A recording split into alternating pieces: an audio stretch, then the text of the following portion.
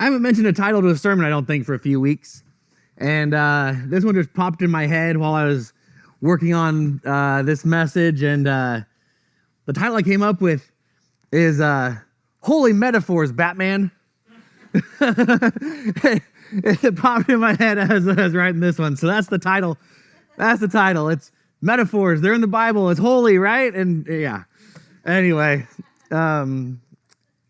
yeah, I got to make some jokes so the tears can clear away here so I can read. But no,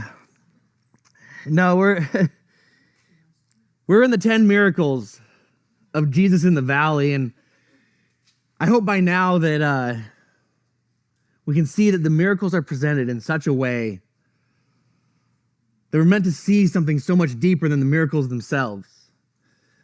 I want to show you how I picture this working, and I have a schedule for a hypothetical Monday, and we're going to put it up on a slide. And let's say I'm a successful businessman, and this slide is my Monday from last week.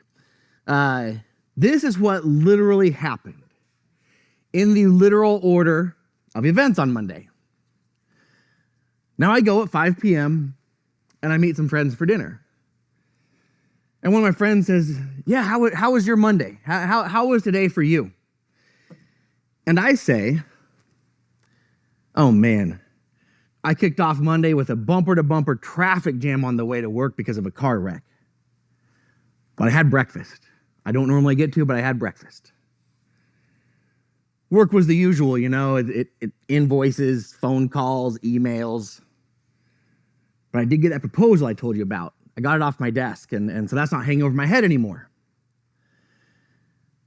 And then I got a chance to sit down and catch up with my wife after a busy weekend of having the extended family in town. I went out of order. If the way I retold my day was to be considered literal, I had breakfast after my commute. I listed invoices first, calls were next, and emails were last. My proposal followed after all three of those, according to the way I said things. And to hear me tell it, I finished my day by talking to my wife before I met my friends for dinner. I didn't even mention lunch. I skipped other events, and I reframed things. But is anything I said untrue? No. If you knew that I had adjusted the order of my day, but you didn't know anything else, you would not, from the retelling of my day, be able to put my literal day back in order the right way. But you would be knowing now that I chose to order my day according to different truths than just a literal timeline. It's not untruthful, it is different truths that I am attempting to share with my friend. They're reordered because I care less about the literal order of my day, and I care more about conveying deeper meaning to my day.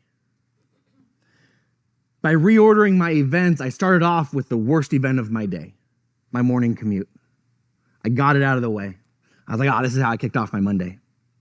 But I balanced it by remarking on the positive, but I did get breakfast. Normally I sleep too late to grab breakfast and I'm rushing out the door. I did get breakfast. And how I'm retelling you things, you're learning much more about me and about truths than you would if you just looked at my literal day. I chose to group my calls, my emails, my invoices all together, even though they're separated on the timeline. And you learn then that I see these as a combination of equally mundane tasks to my job. You're learning the truth of how I see these things. And I chose to close my day with the top two highlights of my day. I have a great relief that I finished working on the proposal that had been hanging over my head. But most of all, the top moment of my day is not that I had lunch with my wife, even though that is how it's listed on here. I don't so much mention lunch, but I got to highlight that it wasn't the eating that was valuable to me, but it was the reconnecting with her. And I saved the best of my day for last. I skipped over the brainstorming meeting that I had with Joe at 10 a.m. because it's infancy, and I had nothing to share with my friend. And I didn't mention sneaking away for the oil change because I feel a little too guilty for getting an oil change on company time. Giving deeper meaning and a still truthful restructuring of events is exactly what we're considering that Matthew is doing in his gospel. We considered this when we started way back on this thing. And this was understood way back in the early church. We considered that one ancient writer compared the gospel of Mark and Matthew, and he remarked that Matthew structured his gospel with different intent. And so Matthew's structure is different from Mark, and it's intentional. And we discovered that Matthew's intent was much like I structured my day, to expose deeper meanings than I would get from just an ordered history of events. In giving the events deeper meaning, as we've mentioned, Matthew's whole book is designed to tell Jesus' life in the style of the First Testament. It gives us the same message that Luke tells when Jesus is on the road of Emmaus with a couple of his disciples. Luke tells of the road to Emmaus experience where Jesus sits down and tells these disciples who don't recognize him how the First Testament was all about Jesus. Matthew doesn't have to tell about the Emmaus road experience because the design of Matthew's entire gospel tells the same thing. So we've come to the miracles of Jesus, understanding that Matthew has laid them out to tell us deeper truths of just who Jesus really is. And this goes beyond just things he did. In the first three miracles, we realize that Jesus, God with us, was never worried about being bottled up in the safety of the temple, with defensive walls protecting his holiness, and the male religious elite were close to him and safe from all the mess outside. God, first and foremost, in the telling of these miracles, is found in Jesus at the furthest point away from the box that the Jews thought they had contained him in. God is first found with the leper, a metaphor for the most marginalized and ostracized of humanity. Next, he's found with the Gentile, and then the woman, and each of these people stand as metaphors for all humanity that the religious elite had pushed away and separated from God. God was never on the inside, accepting protection from everything out there. He was on the outside. And in Jesus, he comes in the order of the most excluded to the least excluded, but he walks through all the excluded. He breaks through the walls of exclusion on his journey towards Jerusalem to go check out the building they had made for him, and they thought he was within. In the first three miracles, we read some cool events of Jesus' life, but we realize that more importantly, Matthew wants us to look for the deeper meaning. We could take a whole study going back to the beginning of Matthew to realize he's been teaching us to read his gospel this way all along. All along, we're meant to see deeper meanings than just simply meets the eye. Within the metaphors as a whole, we even find more metaphors. Not only is the Gentile a metaphor of an excluded humanity, but he also stands as a representative. He stands in for all of those heroes of great faith. The list of metaphors within metaphors could go on, and Matthew continues in this style. As we read of the scribe, the excited scribe, and the timid disciple. These are stand-ins, metaphors of those who are quick to follow Jesus without weighing the cost, and those who are too quick to think it's easy to walk away for a little time and come back. The next three miracles after the scribe and the disciple are three more metaphors that consider the cost of following Jesus. There's going to be storms at times that test our faith. There might be a cost to us in a worldly way, to the world. In this case, with Jesus, it's seen as economic cost. There might be an economic cost if we want to hang out with Jesus. There could be oppression from the religious elite who want to own and control God and therefore the people.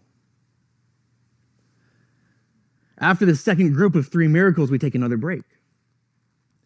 In this break, we see Matthew invited to be a disciple. And Jesus is wining and dining with the sinners. The Pharisees and John the Baptist's disciples, who are steeped in the old way of things, are confused. And between Matthew, the Pharisees, and John's disciples, we see three metaphors for three groups of people. People who land on a spectrum of responses to God. On one end of the spectrum, we have Matthew. He's deconstructed from what he was born into. He's rejected it. He's left it. It did not work out for him. He's cast it aside. He's already outside the religious box. As Matthew presents himself sitting there, he's ready for the new thing of Jesus. And he could easily accept it because he wasn't bound by the old ideas anymore. He was already outside of those. On the other end of the spectrum, we have the scribes and the Pharisees. They see what Jesus is doing and they immediately dismiss it. Not of God. This is blasphemous. We know the Pharisees immediately dismiss it because they will ask a question. Why is this rabbi reclining and eating with the sinners? But they don't really want an answer. They've already decided how they've judged this. They don't want an answer, otherwise they would have asked the rabbi himself. The rabbi is the one with the knowledge of why he's doing what he's doing. But they aren't asking a question to truly learn the answer. They've already made up their mind. Instead, they ask the question to Jesus' disciples. Where's the best place to destroy a movement? It's not by engaging with the man at the top, but by sowing questions of doubt within the followers. They're not interested in an answer, but Jesus does answer them. The Pharisees are interested in meddling with Jesus' followers and undermining his ministry. Unlike Matthew at one end of the spectrum, the Pharisees are not ready for something new. They are at the top of the old, established thing that Jesus is disrupting. They immediately have gone into protection mode. So at one end of the spectrum, we have Matthew, who is free of the old religious trappings. He's open to a God that doesn't look like what those in control say God should look like. On the other end of the spectrum, we have the Pharisees, whose power and livelihoods cement them in the necessity that God look the way they have said he looks. God can't look like Jesus. In the middle of the spectrum of these responses, we have John's disciples, John the Baptist. During his ministry, John broke open their thinking to the possibility that something new is coming. They may not have known exactly what, but they had broken open their thinking to the possibility that something new could be coming along. John's disciples are the genuinely curious. They go to Jesus to ask their question. They seek information in order to figure things out. They don't ask to undermine. They're open to ideas. In our modern day, we still see these three responses to God's activity. We have some, like the scribes and Pharisees, who hold to an unbending theology. And they struggle greatly when God works outside their box. But let's not get it twisted. As much as Jesus is seen in confrontation with these people, it is also over these people that God in the flesh of Jesus weeps because he loves them. He weeps over Jerusalem because he sees where they're heading and their obstinance. They have a God crying over them, who loves and dies for them. And he prays for their forgiveness, even as they nail him to the cross. We have the Pharisees. And then we have those like John's disciples. They hold on to what they know. But they have been opened to the idea that they do not have it all locked down. They don't have it all figured out. They're open to either new ideas or an adjustment of their ideas as necessary. And they come with genuine curiosity, a desire to learn. Finally, we have the Matthews. These are ones who have left the Christian system entirely. The common term today for the Matthews are those who are deconstructing or who have deconstructed. My heart is deeply with them. Probably because, as many of you know, I was one of them. I was a Matthew who left the system completely until God came along and called me. Very often, these are the ones who have seen the abuse within the religious circles. They've seen through the false fronts that many pastors put on. But like Matthew, I believe in many ways this demographic is best set to be called by the love of God. These are the demographic that will follow God, I believe, in a heartbeat. But even though we look at three different demographics, I believe that in one manner or another, we also have all three demographics within each of us. We have a bit of them. I know within me, I have a bit of a Pharisee about these things. I have a bit of John the Baptist's disciples about these things. And I still have a bit of Matthew in me about certain things as well. But in this second break, we see these three metaphors across a spectrum of how people respond to Jesus's new thing. Matthew, I'm ready. The Pharisees, absolutely not. And John's disciples, we're curious. And in their curiosity, they essentially ask, what is this thing you are doing? What's going on here? What is happening? Why does it look the way it looks? A couple of weeks ago, Julie tackled this section.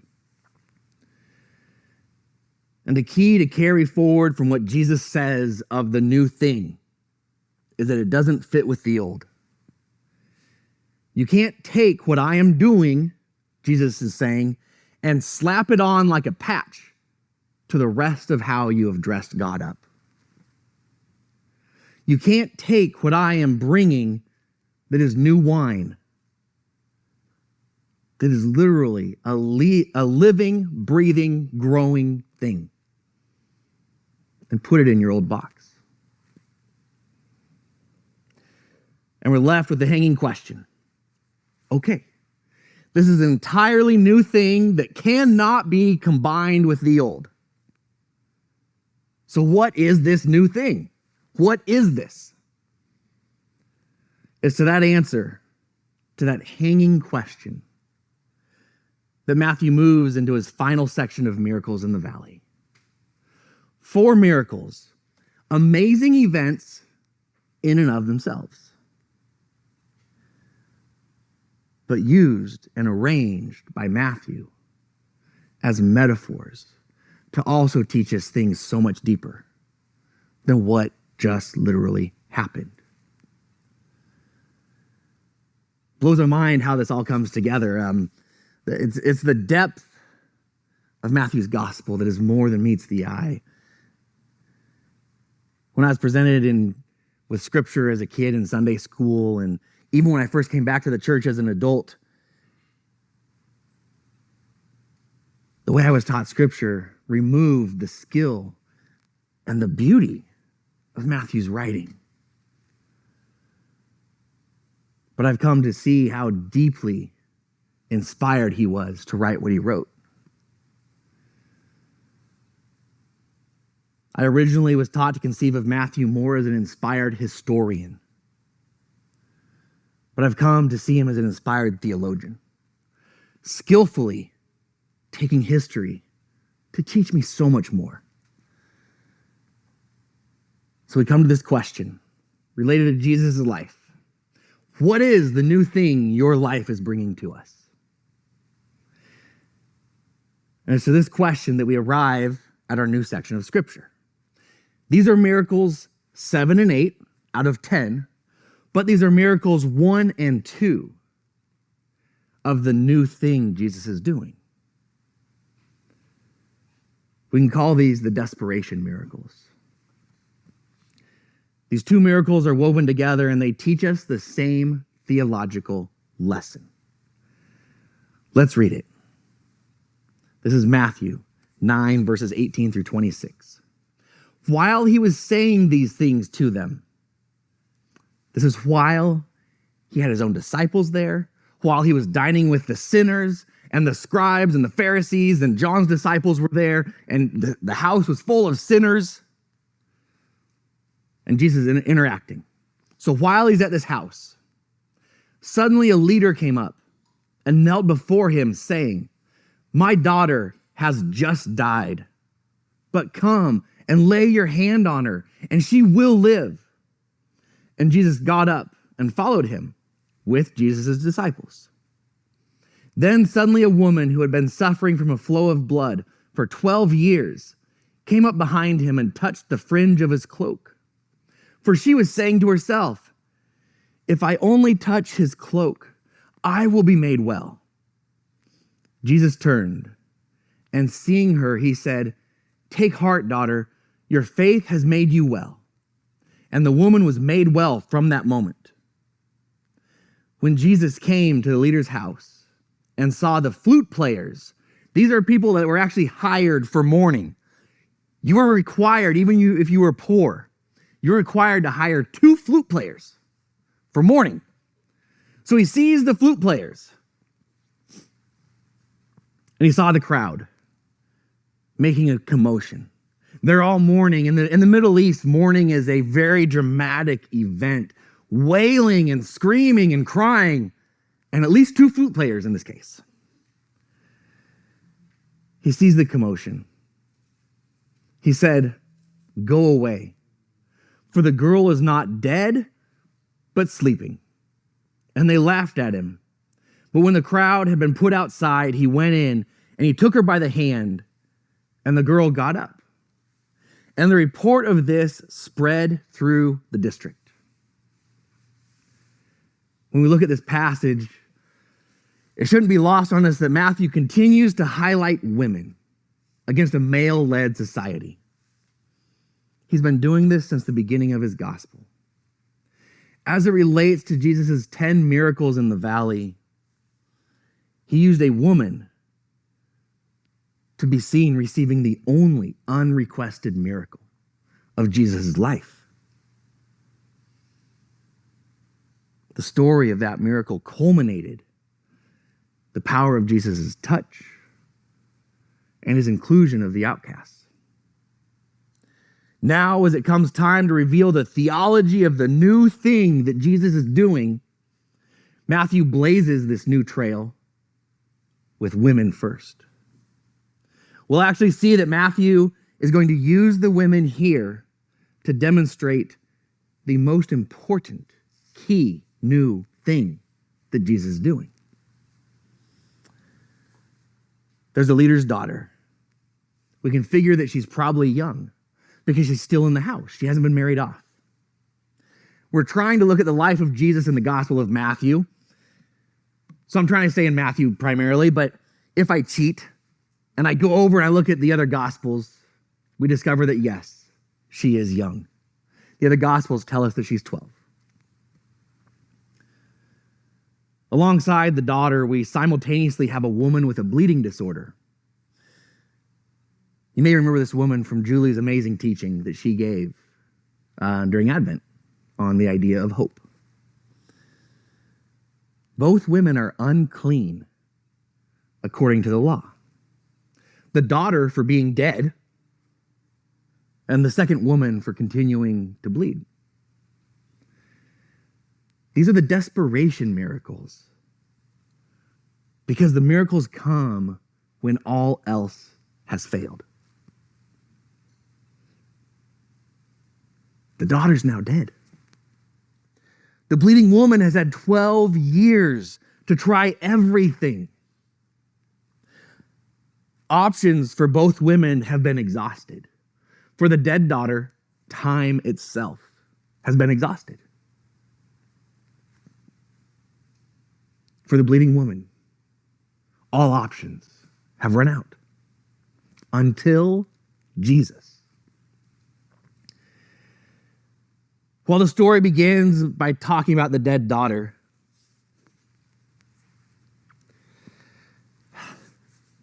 our next miracle, miracle number 7, and the first desperation miracle actually happens to the bleeding woman when she touches Jesus' clothing. Miracle 8, the other desperation miracle, Jesus takes the dead daughter's hand with disregard for the law. He explicitly disregarded the law when he touched the leper. Although he didn't initiate it, he disregards the law when he has no concern for the bleeding woman touching him. And then he explicitly disregards the law again when he enters the house and takes the hand of this dead girl. We know from the healing of the centurion's son that Jesus could have raised the dead first and avoided the issue of touching the dead.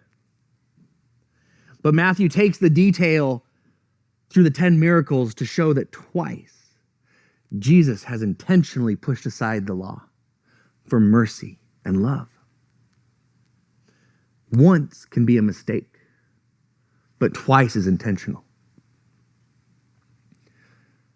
As we look beneath the literal miracles into the deeper lesson that Matthew wants us to get, we find that he really wants to show us a God who is less hung up about being protected in his holiness from the mess of the world. He's found at the furthest place from perceived holiness. And he keeps touching those dirty people or letting them touch him. As we continue to look beneath the surface of the literal story here, we find Matthew revealing some things to us. In the dead daughter, we have a stand-in, we have a representative of half of humanity, the dead. And as the blood of her life continues to leave her, the bleeding woman testifies to something that we try to avoid, push out of our minds, and ignore in our world. She's a stand-in for the other half of humanity, those who are dying. We all are. Physical death is the literal subject of these two miracles. But as we're learning, Matthew doesn't want us to stop at the literal subject. He wants us to dig below the surface. What deeper truth is here behind the metaphor that these two miracles are. We're going to leave that for next week. I invite you to weigh it this week. We return to worship a God who we've particularly highlighted today as someone who is working at things much more deeply than what meets our eye in this world.